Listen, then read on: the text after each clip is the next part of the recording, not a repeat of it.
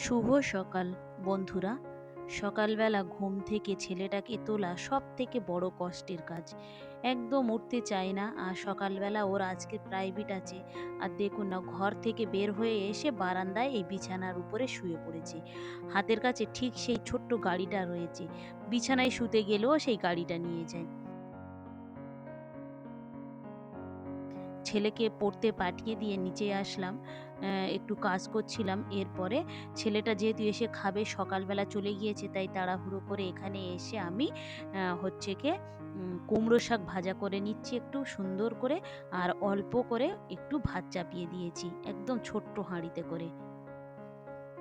আরও একটা জিনিস দেখাই, গতকালকে রাতে এতই বৃষ্টি হয়েছিল, পুরো বারান্দা ঘর কি অবস্থা দেখুন। ছেলেটা পড়তে গিয়েছে আর গাড়িটা এখানে ফেলে রেখে গিয়েছে, এই দেখেন। তাই ভাবলাম আগে রান্না করব, খাওয়া দাওয়া করবো, তারপরে এই ঘর বারান্দার সমস্ত জলগুলো মুছবো। রাতের বেলা এত পরিমাণে বৃষ্টি হয়েছে, একদম চারিদিকে জলে একদম ভর্তি হয়ে গিয়েছে। বর্ষাকালে প্রাকৃতিক সৌন্দর্যটা দেখতে ভালো হলে কি হবে, কিন্তু মানুষের জীবনে সব থেকে বেশি কষ্টের ঋতু হলো এই বর্ষাকাল।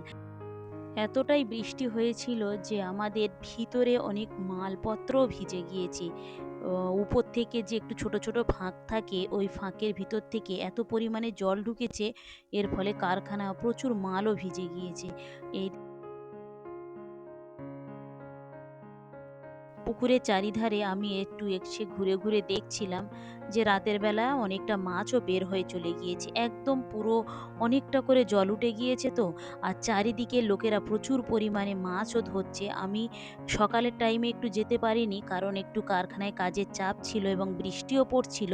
অনেকেই গিয়েছিল ছাতা মাথায় দিয়ে, কিন্তু আমি বৃষ্টি থেমে গিয়েছে বিকেলের দিকে, সবার স্টাফদের হিসাব নিকাশ করে খাতায় মাল আপডেট করে তারপরে একটু যাব মাঠের দিকে।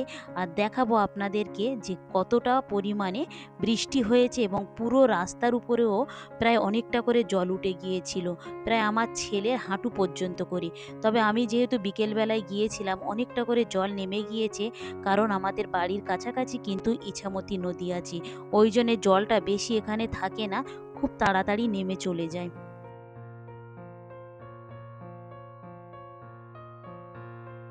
বিকেলবেলা এসে দেখছিলাম চারিধারে সবাই জাল পেতেছে।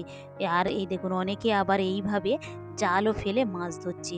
কতটা কে মাছ ধরেছে, সকালবেলা নাকি সবাই বেশি মাছ ধরে নিয়েছে, তবে এখন অতটা পাচ্ছে না, তবুও অনেকে অনেকটা মাছ ধরছে। আমিও একটু দাঁড়িয়ে দাঁড়িয়ে তাই দেখলাম যে কতটা মাছ ওঠে দেখব। এই যে রাস্তাগুলো পুরো সব জলে ডুবে গিয়েছিল, প্রায় আমার ছেলে হাঁটু সমান পর্যন্ত নাকি জল উঠেছিল। ধীরে ধীরে সেগুলোও কমে গিয়েছে।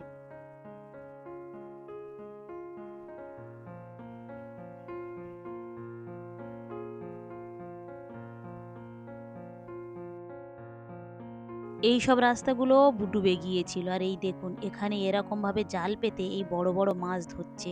আর একটা বড় চিংড়িও পেয়েছে, মনে হয় ওটাকে মোচা চিংড়ি বলে, অনেকে আবার অন্য কি নাম বলে জানি না, তবে আমরা ওটাকে মোচা চিংড়ি বলি।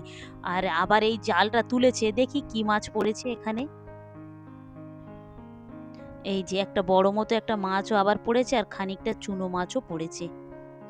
ভিডিওটা তাহলে এখানেই শেষ করছি। ভালো থাকবেন, সুস্থ থাকবেন, আর ব্লগটি কেমন লাগলো অবশ্যই জানাবেন। ভালো লাগলে একটা সাবস্ক্রাইব করে দেবেন। দেখা হবে পরবর্তী ব্লগে।